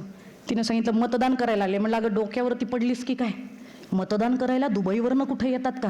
ती म्हणली तसा फतवाच आहे, जिथं असतील जेवढे असतील सगळ्यांच्या येण्या जाण्याची, राहण्याची, जेवणाची व्यवस्था करू, पण मतदानाला सगळे आले पाहिजेत. मग ते जर दुबईवरनं येऊ शकतात तर आपण 1 किलोमीटर असणाऱ्या आपल्या शाळांवरती जाऊन मतदान करू शकणार नाही का? म्हणून आपणही ठरवा. सामर्थ्य आहे चळवळीचे, चळवळ आता उभी झाली पाहिजे, उभी केली पाहिजे, योग्य व्यक्ती आपण निवडली पाहिजे, आणि समाजामध्ये चांगलं काम करणाऱ्यांच्या पाठीशी उभं राहणारे जी काही मंडळी आहेत त्यांना आपण साथ दिली पाहिजे, आपण त्यांच्याबरोबर गेलं पाहिजे. कारण प्रश्न महिलांचा आहे. आपल्याला दिवाळीची भेट आतापर्यंत दुसऱ्या कोणी दिली नाही, किशोर भाऊंच्याच डोक्यात का आलं? कारण त्यांना माहिती आहे आपला धर्म जे सांगतोय ते आपण आचरलं पाहिजे. पूर्वीपासून हिंदू धर्मानं ज्या प्रथा परंपरी रूढी घालून दिल्यात ना, आणि पूर्वी फक्त एक भाऊ असायचा, आता असे अनेक सारे भाऊ भाऊबीज साजरी करतात. पूर्वीच्या काळी सुद्धा प्रत्येक भाऊ बहिणीच्या घरी जायचा, कारण पूर्वीच्या काळी असं नव्हतं की स्टार्ट केली गाडी आणि लगेच जाऊन आले, असं नव्हतं. मला म्हणल्या का काही फोन आला का? हा नाही, ठीक आहे, माझा पण वाचतो कधी कधी, पण मी बाय बर्थ चिंचवडकर आहे, त्याच्यामुळे काही खाणाखुणा मला कळतात बोलतानाच्या. वक्त्यानं बोलायला चालू करावं आणि त्यानं बंदच करू नये भाषण, मग असे फोनमध्ये वाजायला लागतात. फोनमध्ये वाजले की ती पहिली सूचना असते उरका उरका. तरी नाही गप्प झाले तर नारळ आणून ठेवतात, सन्मान घ्या बुवा, आपण जागेवर बसा. आणि तरी नाही थांबले तर कालांतरानं माईकच बंद करतात, चालू द्या किती वेळ चालायचं ते. त्याच्यामुळे कदाचित मावशींच्या मोबाईलची रिंग ही मला पहिली घंटा आहे उरका याची, मी उरकणारच आहे. वेळ फार झालेला आहे आणि मला माहिती आहे आपण सगळ्या गृहिणी आहोत आणि गृहिणीला घरची ओढ असते, कारण घरची जबाबदारी सगळी तिच्यावरती असते. तुम्हाला लवकर जायचं, याच्यानंतर किटचं वाटप पण होणार आहे. फक्त महिलांनी आपल्या हिताचा विचार करावा. आणि पूर्वीच्या काळी जो भाऊ यायचा तो भाऊ एकटा यायचा आणि पूर्वी गाणं होतं, गाणं म्हणजे मी आता ऐकलंय पण ते आत्ता होतं की जुन्या काळातलं आहे मला हे माहीत नाही, पण पूर्वीपासून मी ऐकतेय. बंधू येईल माहेरी न्यायला गौरी गणपतीच्या सणाला. आमचा भाऊ गौरी गणपतीला यायचा, आमचा भाऊ दिवाळीला यायचा, पण आत्ताचे कमी झालंय हे प्रमाण. का? कारण आमचे सणच साजरे करत नाहीत. आणि त्यातली त्यात कारण मी सांगितली ना की 2-3 कायदे पण असेत की त्याच्यामुळं बाप लेकीचं नातं राहिलं नाही, बहीण भावाचं नातं राहिलं नाही. मी संविधानाच्या विरोधात नाही, पण 2 गोष्टी मला आवर्जून सांगायच्या, त्याच्यात थोडासा बदल झाला पाहिजे. पहिला एक कायदा असा आहे की मुलगी 18 वर्षाची होईस तोपर्यंत आईबापांना सांभाळायची आणि 18 वर्षाची झाली की मग तिने कुणाशी लग्न करायचं हे तिने ठरवायचं. अरे का तिने ठरवायचं? 18 वर्ष तिला योग्य जेवण मिळावं म्हणून एक वेळेला जेवण एक वेळ उपाशी राहणारे आम्ही आईबाप आहेत. तिला अंगावर चांगली कपडे असावी म्हणून फाटकी कपडे शिवून वापरणारे आम्ही आईबाप आहोत. तिला चांगलं शिक्षण मिळावं म्हणून 8 तासाचे 12 तास काम करणारा बाप तो बाप आहे. अगदी त्या मुलीला सगळं शिक्षण चांगलं मिळावं म्हणून घरातली कामं उरकून माझी मुलगी सुरक्षित शाळेत गेली पाहिजे म्हणून तिला तिथपर्यंत सोडायला जाणारे आम्ही आई आहोत. मग इतकं आम्ही रक्ताचं पाणी करून त्यांना सांभाळायचं आणि 18व्या वर्षी कोणीतरी येतो अब्दुल रहीम आणि तो म्हणतो की नाही माझं तुझ्यावरती प्रेम आहे, मी तुझ्याशिवाय राहू शकत नाही. आणि विशिष्ट कालामध्ये गेल्यानंतर मुलींवरती मोहिनी घालतात ते. मी स्पष्टच बोलते, मध्ये ज्या वेळेला आम्ही 2 मुलींना सोडवून आणण्यासाठी गेलो होतो त्यावेळेला त्या मुली इतक्या घाबरलेल्या होत्या आणि नुसत्या घाबरलेल्या नव्हत्या. त्यांचा तो तंबू ज्या वेळेला काढला ना, तंबू कळतो तुम्हाला, तो काळा तंबू, तो ज्या वेळेला काढला त्यावेळेला आतमध्ये बघितलं तर तिच्या गळ्यात गंडे, तिच्या हातात गंडे, तिच्या पायात दोरे, प्रचंड तिला मोहून टाकलेलं होतं. आणि मग ती त्या मुलासाठी म्हणते नाही मला याच्या बरोबरच राहायचंय. पण तिला हे माहिती नाहीये की तो तुला फक्त काही काळ ठेवणार आहे आणि जर शरिया कायद्यानुसार तुझं त्याच्याबरोबर लग्न झालं तर तुला पोटगी मिळणार नाही, तुला तो कधीही सोडून देऊ शकतो, तू असताना अजून 2-4 करू शकतो. आणि हे आपल्याकडे होत नाही, हे आपल्या मुलींना आपण योग्य वेळी समजावून सांगितलं पाहिजे. आणि आपली मुलगी कुठे जाते, कुणाबरोबर जाते याचा विचार आपण केला पाहिजे. प्रेम विवाहाला माझा विरोध नाही, करा, पण आपण ज्याच्याबरोबर प्रेम करतोय त्या मुलाला आपल्याला फसवण्यासाठी लाखभर रुपये कोणी दिलेले तर नाहीत ना, याची काळजी घ्या. आपल्याला फिरवण्यासाठी त्याला काही कालावधीपुरती गाडी तर फुकट दिलेली नाही ना, याचा विचार करा. तुम्हाला कॉफी पाजण्यासाठी महिन्याला 10,000 रुपये त्याला दिलेले नाहीत ना, याचा विचार प्रत्येकानं केला पाहिजे. आणि आपली मुलगी सुरक्षित राहण्यासाठी आपल्यातल्या दुर्गा जाग्या होणं ही काळाची गरज आहे. आपल्या मुलींना आपली संस्कृती समजावून सांगणं ही काळाची गरज आहे. आपल्या मुलींनी सकाळी उठलं पाहिजे. सकाळी उठणं हे फक्त 2 मिनिटं, सकाळी उठणं हे फक्त आत्ता या दिवाळीत घडतं आणि तेही दिवाळीत पूर्ण नाही, एकच दिवस आम्ही सकाळी लवकर उठतो. कधी? तेही चुकलं, तेही माहित नाही. नरक चतुर्दशी, नरकासुराचा वध पहाटे झालेला आहे, त्याच्यामुळे जो कोणी त्या पहाटे लवकर उठेल असं म्हणतात की त्याच्या आयुष्यातला नरकासूर मरतो म्हणे. आणि किमान त्या दिवशी उठून मग उठा हे सगळ्यांना माहिती आहे. मोती स्नानाची वेळ झाली हे आम्हाला माहिती आहे, पण उठतो कोण्या दिवशी लवकर हे आम्हाला माहित नाही. हेच आपलं दुर्दैव आहे. आपण आपल्या धर्माबद्दल अनभिज्ञ आहोत, आपण आपला धर्म पाळणं सोडून दिलेला आहे. आणि हे अगदी 1-2 दशकामध्ये 4 दिवस सकाळी उठण्याची परंपरा आहे, पण कैक वर्ष झाले, कित्येक तरी शतक होऊन गेलेली आहे. कैक शतकांपासून आमचे साधू महात्मे गृहिणींना सकाळी लवकर उठायला सांगतात आणि गृहिणींनाच नाही तर घरातल्या प्रत्येक कर्त्या पुरुषाला सांगतात, उठा उठा साधू संत, साधा आपुले हित, जाईल हा नरदेह मग कैचा भगवंत. म्हणून उठोनी वेगेसी चला जाऊ राऊळाशी. जातो आपण राऊळात कधी? राऊळात आम्ही जातच नाहीत.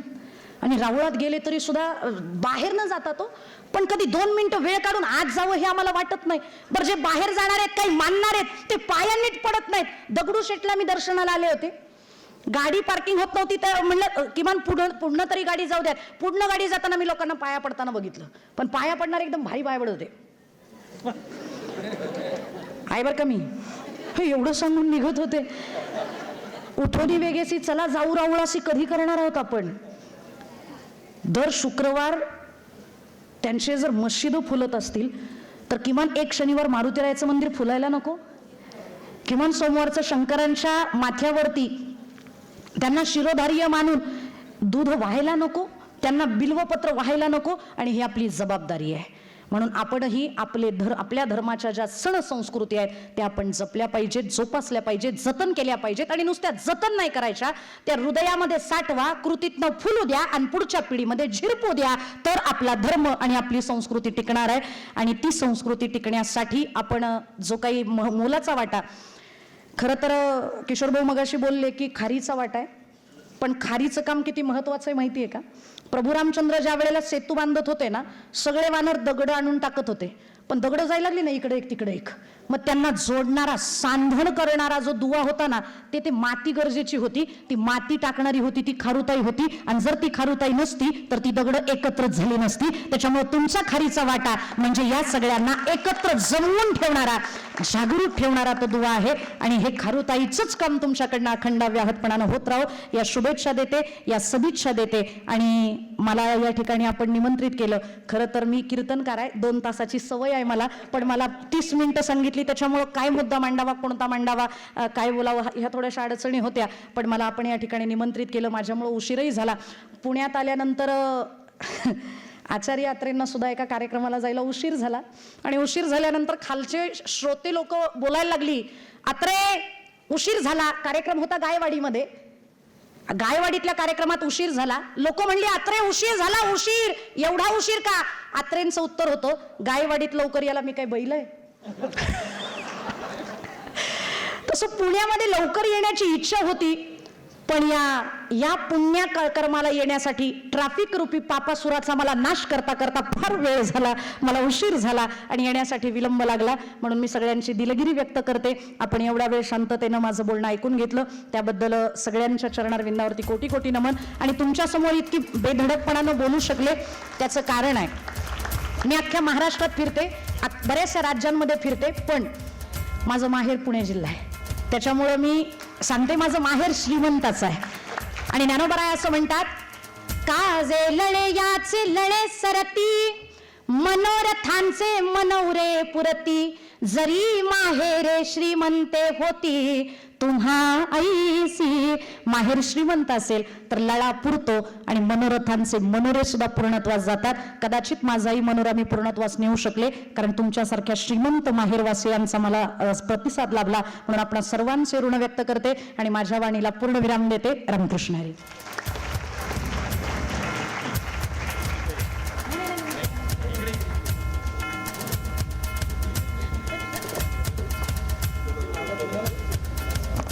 धन्यवाद ताई.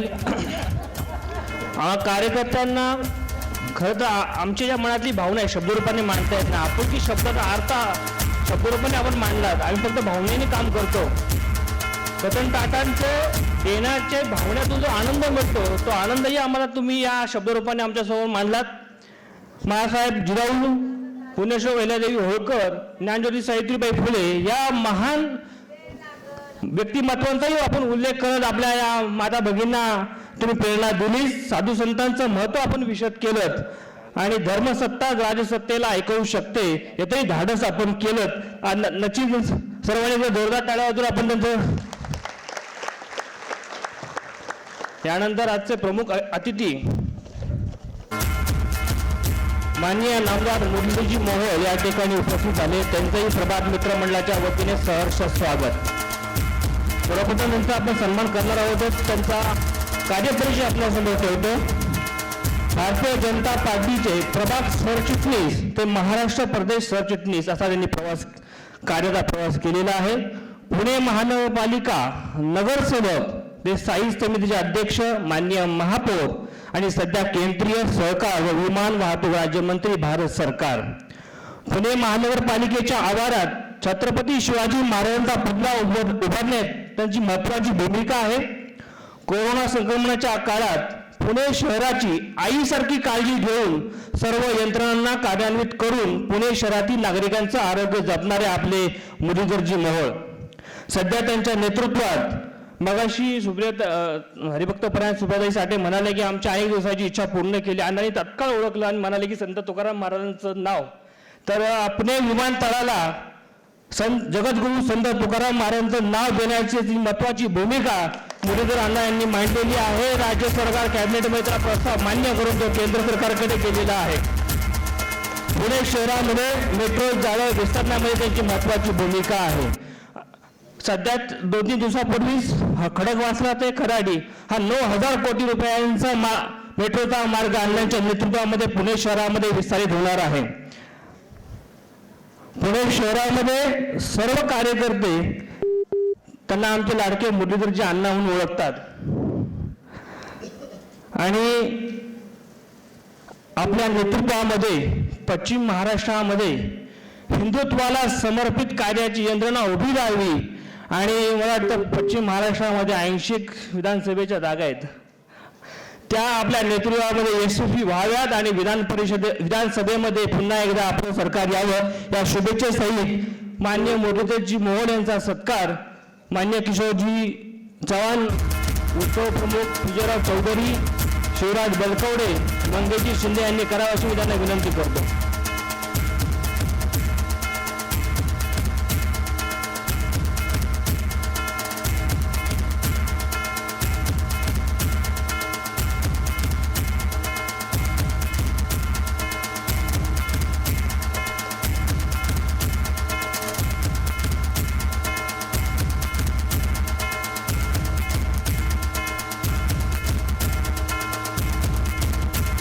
भारत माता की.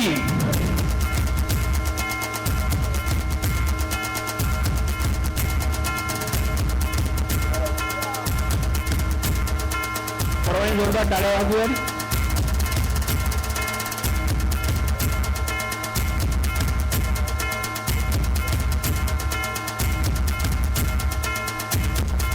अण्णांच्या परवानगीने एक विचार मांडतो की भाऊ तोरसेकर यांची बातमीचं विश्लेषण ऐकायची सवय.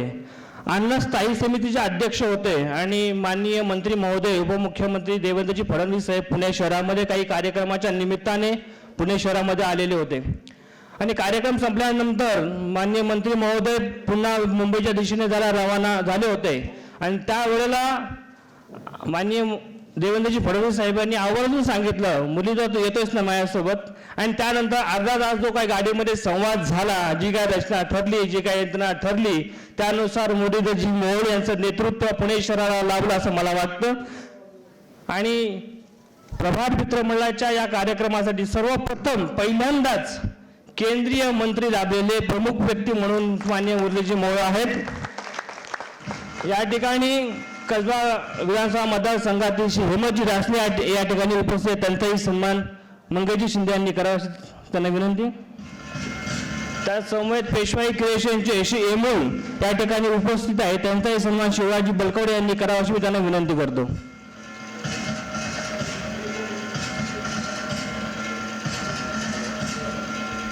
आपण टाळ्या वाजूयात. टाळ्या वाजवण्याने आपल्या शरीरातली शक्ती जागृत होते.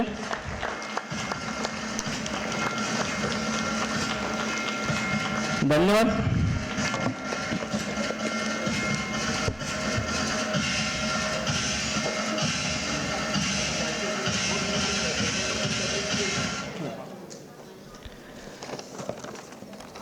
गेली 15 ते 16 वर्ष दुर्गम भागामध्ये आदिवासी पाड्यावरती जाऊन तेथील आपल्या हिंदू बांधवांसाठी दिवाळीचा उत्सव साजरे करणारे दुर्गम प्रतिष्ठान या ठिकाणी उपस्थित आहेत. त्यांच्या सर्व कार्यकर्त्यांना मी विनंती करतो, आपण सर्वांनी कृपया व्यासपीठावरती यावं. आपल्या कार्याची दखल घेऊन प्रभात मित्रमंडळ व प्रभात जनप्रतिष्ठान आपला सन्मान करत आहे. दुर्गम प्रतिष्ठानचे कार्यकर्ते, दुर्गम प्रतिष्ठानचे कार्यकर्ते यांचा सन्मान माननीय केंद्रीय राज्यमंत्री श्री मुरलीधरजी मोहोळ यांच्या हस्ते आपण करणार आहोत.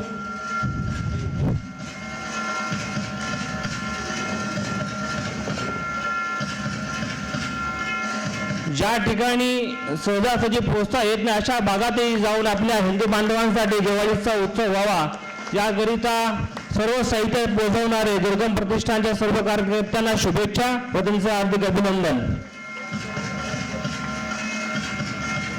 यानंतर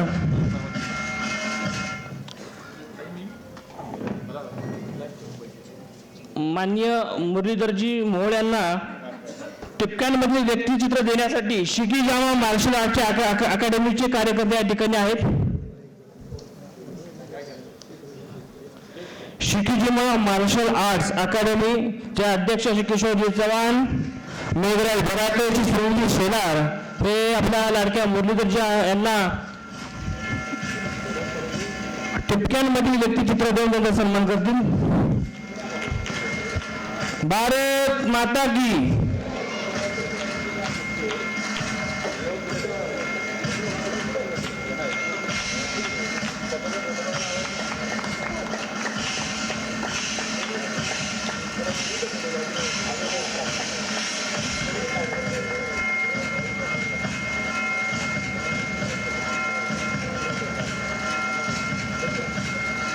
धन्यवाद अण्णा, आपण आपला बहुमूल्य वेळ देऊन या ठिकाणी उपस्थित झालात याबद्दल मंडळाच्या वतीने आपले शतश आभार.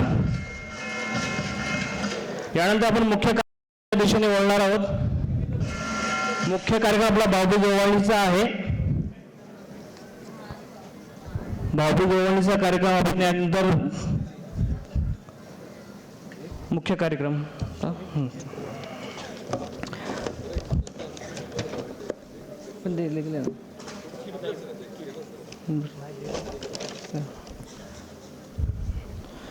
तर आपण पुढची व्यवस्था लावून घेऊयात पुढच्या कार्यक्रमासाठी.